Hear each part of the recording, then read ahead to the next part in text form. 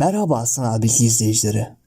Bugünkü konumuz asteroid, meteor ve meteorit nedir ve dünyada bulunan en büyük meteoritlerden bahsedeceğiz.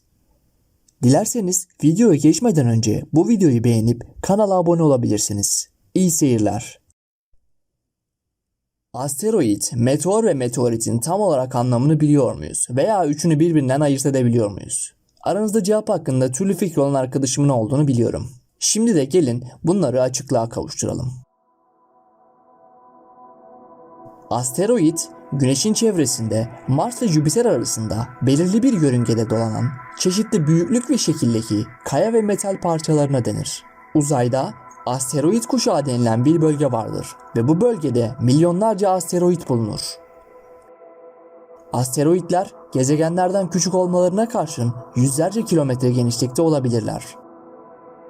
Asteroid ya da kuyruklu yıldız gibi çeşitli gök cisimlerinden kopmuş küçük kaya parçaları ise göktaşı olarak adlandırılır. Göktaşları bazen dünyanın atmosferine girer.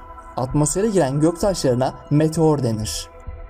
Bu meteorlar dünyanın atmosferindeki mezosfer tabakasına geldiğinde yüksek bir ivmeye sahip oldukları için hava sürtünmesine maruz kalırlar. Bu sürtünme meteorların iş kaybını ısı enerjisine dönüştürerek yanmasını sağlar. Bu yanma sayesinde meteorlarda parçalanma olayı gerçekleşir ve yeryüzüne bir toz parçası halinde inmesi sağlanır. Hatta bazı gecelerde yıldız kayması olarak görülen bu durum aslında mezosferde yanan bir meteor parçasıdır. Atmosfere giren meteor sayısı fazlalaşırsa bir görsel şölen oluşur ve o geceki görülen olaya meteor yağmuru denir. Kimi göktaşları ise dünyanın atmosferine girdikten sonra tamamen yanarak yok olmaz. Yeryüzüne ulaşıp yere düşen bu göktaşlarına meteorit adı verilir. Dünyaya düşen bu meteoritleri sizler için büyüklüklerine göre sıraladım. Gelin bunlara bir göz atalım. Armanti meteoriti 1898 yılında Çin'de bulunmuştur. 28 ton ağırlığında olan bu göktaşımız aslında bir bütün olan Aletae adındaki bir göktaşının parçalanmasıyla ortaya çıkmıştır. Yapılan çalışmalara göre 5 parçaya ayrılmış olan Aletae'nin en büyük parçası Armanti olarak bilinmektedir.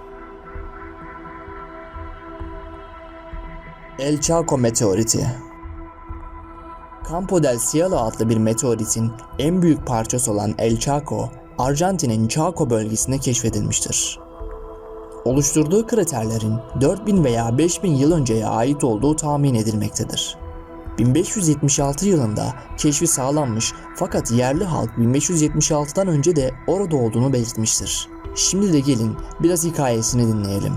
1576 yılında Kuzey Arjantin'deki bir eyalet valisi bünyesindeki orduyu Chaco bölgesindeki yerlilerin silah olarak kullandığını duyduğu büyük demir kütlesini araması için görevlendirdi.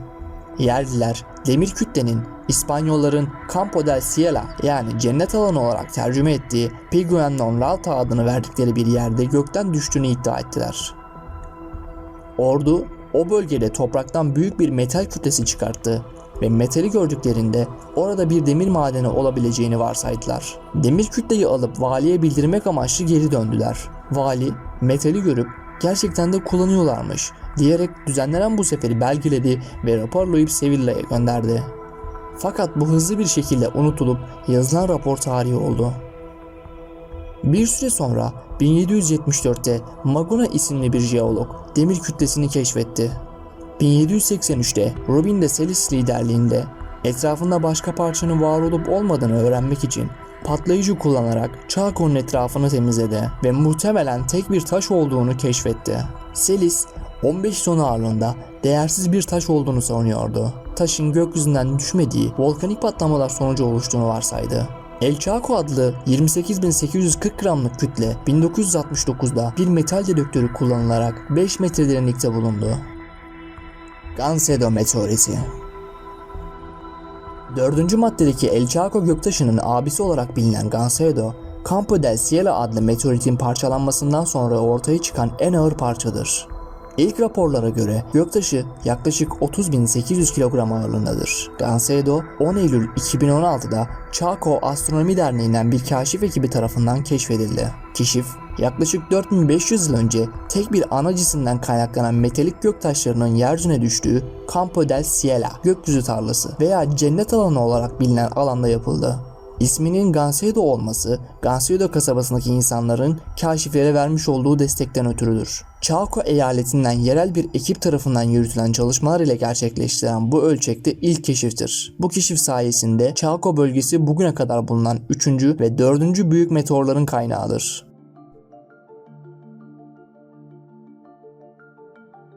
Cape York meteoriti. Dünyaya düşen bu meteor, Grönland'da 8 parçaya ayrılmış bir vaziyette gömülü olarak keşfedilmiştir. Bazı tahminlerce düşüş tarihinin 10.000 yıl önce olduğu düşünülmektedir. Bu tahmini düşünmelerinin sebebi ise düşen parçanın üzerine görülen çakıl veya permafrost üzerinde kil benzeri çözeltilerin bulunmasıdır. Şimdi de gelin bunun hikayesini inceleyelim.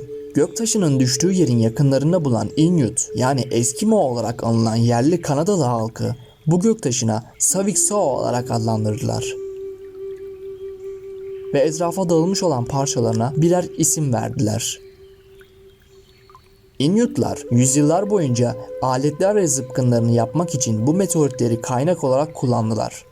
Ve Inuitlar meteoriti soğuk dövme işlemi uygulayarak daha da yararlı kullanmaklarına karar vermişlerdi. Ve ta o zamanın kalıntıları 1976 yılında İskandinav kazıları yapıldığı zaman ortaya çıkan bir okbaşının milattan sonra 11 ila 14. yüzyıllardan kalma olduğu söylenmiştir.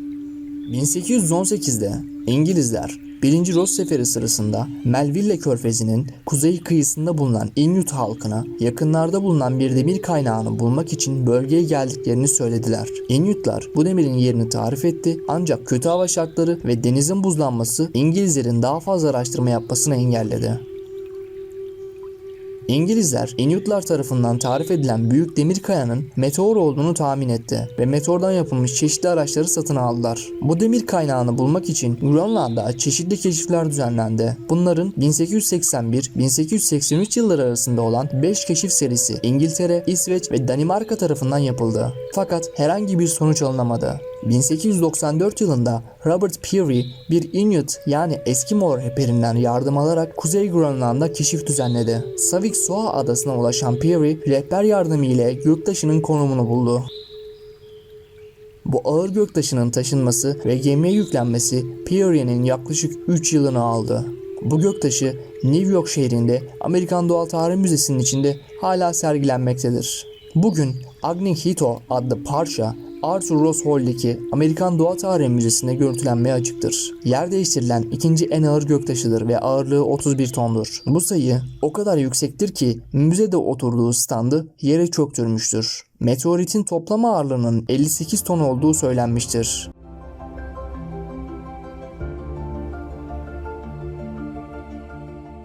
...1963 yılında Akpallilik adasında Buchwald tarafından Cape York meteoritinin 4. parçası bulunmuş ve ismi bulunduğu adanın ismi verilmiştir. Yaklaşık 20 ton olan bu meteoritimiz Danimarka'da Kopenhag Üniversitesi'nin Jeoloji Müzesi'nde sergilenmektedir. Arazide 1911 yılında 3 tonluk Savik 1 ve 1984'te bulunan 250 kilogramlık Tunor Put parçası gibi daha küçük parçalarda bulunmuştur. Arazi 2012 yılında manyetometre ile incelenmiş ve herhangi bir demir parçasına ulaşılmamıştır. Kimi krater keşiflerince Grönland'da oluşan Hiawatha kraterinin aslında Cape York'un bir parçasının çarpmasıyla oluştuğu öne sürülmüştür. Hoba meteoriti. Hoba göktaşının 80 bin yıl önce ortaya çıktığı düşünülmektedir. Dünya atmosferine giren bu meteorun parçalanmadan bir bütün halde düştüğü biliniyor. Fakat nasıl oluyor da diğer tüm göktaşları parçalanarak düşüyor, bu arkadaşımız bir bütün halde kalabiliyor? İşte dünya atmosferinin nesneyi terminal hızda yüzeyi etkilediği noktaya kadar yavaşlattığı anlaşılıyor. Bu yavaşlatmadan dolayı aslında göktaşımız sağlam kalıyor. Ayrıca göktaşının her iki ana yüzeyinin de düz olması gerçekten sıra dışı bir durumdur. Hoba göktaşının keşfi tamamen bir şans olayıydı. 1920 yılında Jacobs Hermanus tohum ekimi amacıyla almış olduğu arazide öküzle tarlayı sürerken bir ses duydu. Bu ses yüksek metalik bir sesti. Hermanus çok farklı bir görüntüyle karşı karşıya kaldı. Kazı işlemine başlayan Hermanus yetkilileri çağırarak buna bir açıklık getirmesini söyledi. Gelen yetkililerden Bay Brits bunun bir göktaşı olduğunu söyledi. Bulunduğu yerden hiç taşınmayan göktaşının kütlesi ilk başta 66 ton olduğu tahmin ediliyordu. Fakat erozyon, bilimsel örnekleme ve vandalizm yıllar boyunca büyüklüğünü azalttı. Kalan kütlenin 60 tonun biraz üstünde olduğu tahmin edilmektedir. Bilinen en büyük parçalanmamış göktaşıdır. Aynı zamanda dünya yüzeyinde en büyük doğal demir parçasıdır.